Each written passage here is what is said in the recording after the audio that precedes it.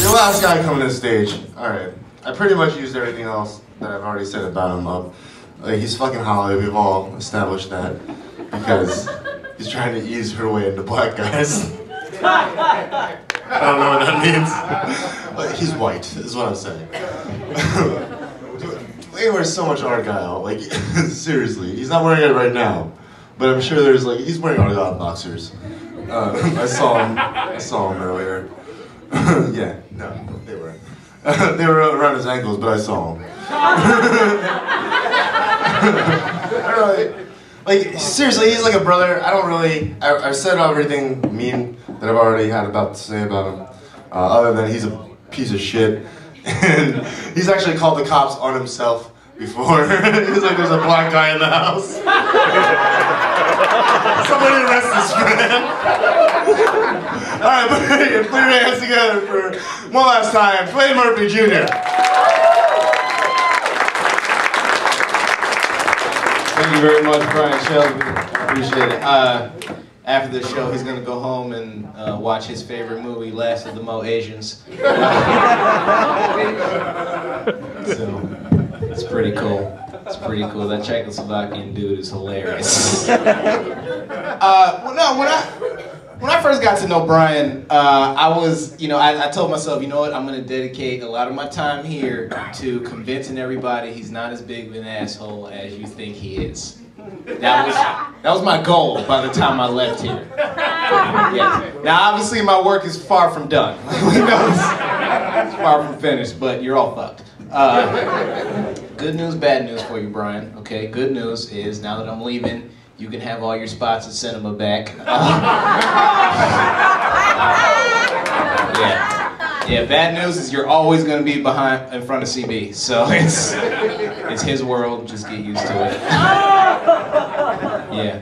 I tried to transition between Brian and CB. Like, is there some kind of like Mongolian beef going on between you two? There's something weird going on?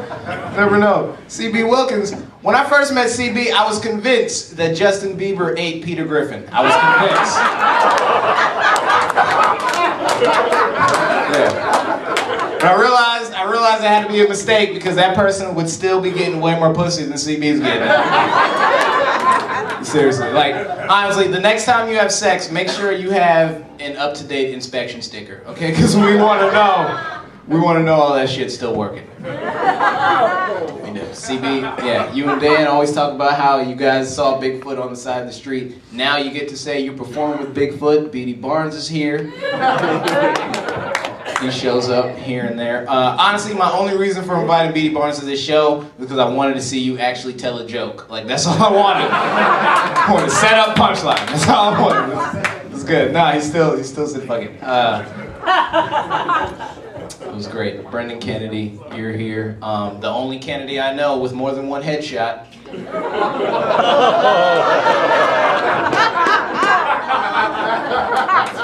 Yeah, seriously. He's starting to wear, I don't know how all of a sudden Brendan, you have this talent for looking fatter in bigger shirts.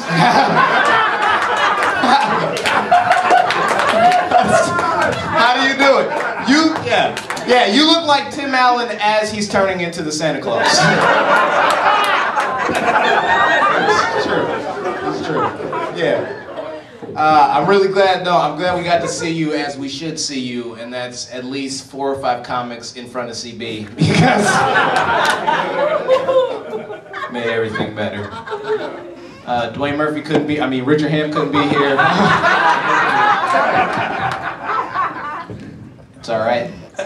Everett Price. What could be said about Everett that he hasn't already said to every woman he's fucked over the years? Seriously. Like, honestly, you take a lot of pictures of like the comics you get to be with, whenever they headline at the Funny Bone, because you're the 8th funniest bartender at the Funny Bone. Like, I don't care how successful you get, you're always going to be mistaken for a random fan at these comedy shows. Whoever comes up to you, like, are you performing tonight? Yeah, I'm performing, yeah. It's going to be Everett.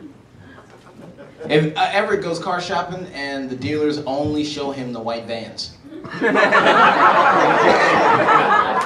He tries to look at other cars too. They're like, no, we know what you need. Okay, we know your style. Look at all these. We sold one to Dan Ellison a few weeks ago. He loved it. He loved it. Yeah, Dan is here. I would say more about Dan, but Dan has always been here and will always be here. You have been abused enough by Dan. Like, if 2 years of Dan and 14 comments can't make you laugh, then you're just dead inside. So maybe you need to go home and listen to some Barry Manilow and eat razor blades. Because I'm Richard Ham and I approve this message. Thank you.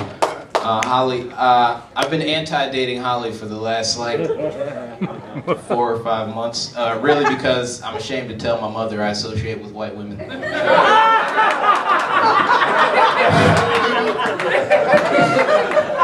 Yeah. She's true. It really is true. Everyone's been asking her how she's going to handle herself after I leave. Like, no one's asking me at all. Like, you guys don't know, she's lived here her entire life. Like, she's lived in Virginia Beach long before I've come here. Now everyone wants to know how her life is going to go on after that dude who moved here a year ago is leaving tomorrow and she won't live. I'm actually doing a poll to see who's the next black comic she's going to have sex with. Yeah, my vote is Richard. Some people say Derek Williams, but I said, hey, I said comedian.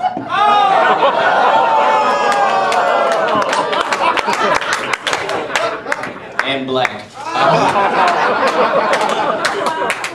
So Brian, you're gonna win this one. I just want you to know this. Yeah, Mike Ishmael, or as I like to call him, Fievel Goes Middle East. Yeah. Like seriously, how old are you, man? Like, I don't know if you're 38 or 62 or 715. Like there's got to be some Benjamin Button in your family because you've been all those ages. All those ages. People think he's not a stereotype. He's actually one Palestinian joke away from being Sam Zaban. And what you don't know is by owning a Chick-fil-A in America, you are the most passive-aggressive suicide bomber I've ever met in my life.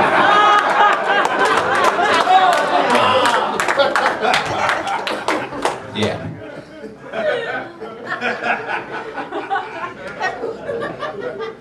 Wilmar Ford did a quantum leap and then came back as his 19-year-old self.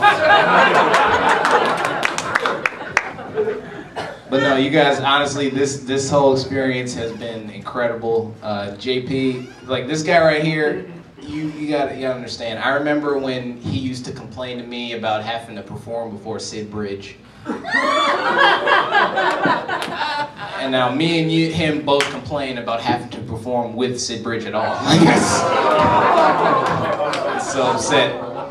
Yeah. It's too bad. He's still stealing your thunder with the guitar. I'm sorry. You gotta get a theme song or something. You do. JP! JP! I wanna be funny, but I'm too tough for it to work. JP! Something. I don't know. Just figure it out. But no, honestly, if you want to talk about someone who experiments more with his comedy than anyone on stage, is this guy right here. You challenged me to really explore not my material, but just who I am on stage more than anyone else. Like, he really was. He was the first one to tell me that he, got a divorce, and I didn't expect to be the one to be told that. I'm 21. Like, what the fuck do I know about anything? He told me he was getting a divorce. So the fact he trusts me with that it just speaks bounds about what our relationship is like. Brian Shelsby, he was the first person I bought weed from here. And since then, I've gone to other clientele. I gotta say, like, it's not that as bad. It's just a far drive. But and seriously, if you want to get to know anybody whose mother is more willing to adopt you than they are to live with this person for more,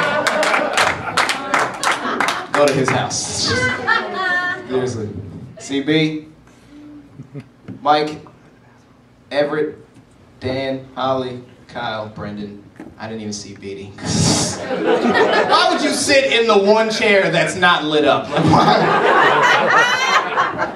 why? Seriously, but no, going down the line, man. CB, for real, I didn't like you at all when I first came here, but getting to know you, man, we just had a connection, man. You've always been an honest guy. You and Mike, both of you guys have been the most honest people I've ever met.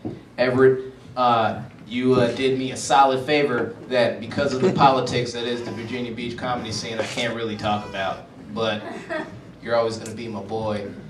Dan, if you didn't believe what JP said, it's the truth. Because when I first met Dan, I was like, this guy is so formal. He's so, put together. He's really doing a good job. Then I saw he was dressed like B. Arthur. And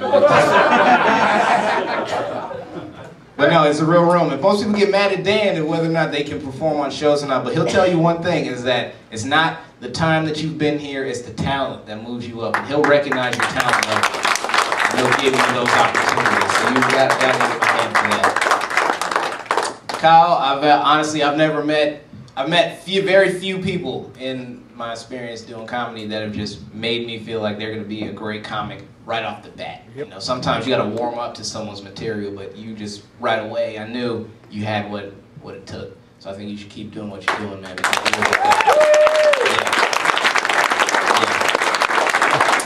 I didn't mean to skip over Holly. Honestly, besides the other stuff that my mom's gonna text me about later. Seriously, you've been a friend. You've been a friend. You've been someone who's been there for me when really very few other people were. I didn't have much other people to kind of connect with, and you've been there for me, and I appreciate that more than anything else. You have no idea, really. Down here, Brendan Kennedy. Beatty Barnes. Beatty Barnes. You, seriously, I'm trying so hard not to be you in 20 years. But I want you to know that that's a compliment, because every time Beatty, his mannerism stuff he does, I'm just like, I do that now. Jeez. So I want you to know you're such an inspiration on what I do as a comic. I remember I saw Beatty Barnes. We did a show and everybody was coming up from the front of the stage, and Beatty was the only one who came from behind the curtain. If you don't understand, that's professionalism. In that moment, I was like, I need to up my game and change it to make it, more, grown up, more mature. And that's for, something small like that is what it really means a lot, honestly. And it's always going to stay with me for as long as I, do comedy, as long as I do that. So I want to thank you for that, man, because you've changed about how I do things on stage. And all you guys have been fantastic. The fact that you came out here, we had no idea this was going to come together. We did this, we were like, we should do a show. The next day, we have a room. The next day, let's start promoting. And you guys just made this such an awesome experience. Everything. Thank you guys so much. I'm going to get Brian back up here to close things out. But you guys have a safe night. I love you. Keep it going for Dwayne, you guys. Yeah. He made it really good too. We have a great, the Who's Who Cares. Give it up for everyone that came out and had the roast beef sandwiches. And also for our guest of honor, JP, Dwayne. You guys give a ring round of applause. We should walk in the future.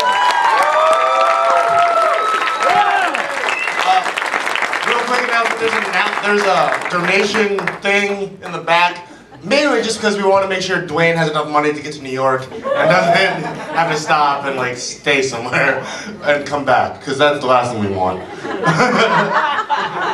You guys have been a lot of fun. Bring round of applause for Deus, all the fucking Who Cares of everybody. Dee, Brendan, Kyle, Holly, Dan, Everett, Mike, TV, the game guy, and JP and Dwayne. You guys, enjoy the rest of your night. Thank you.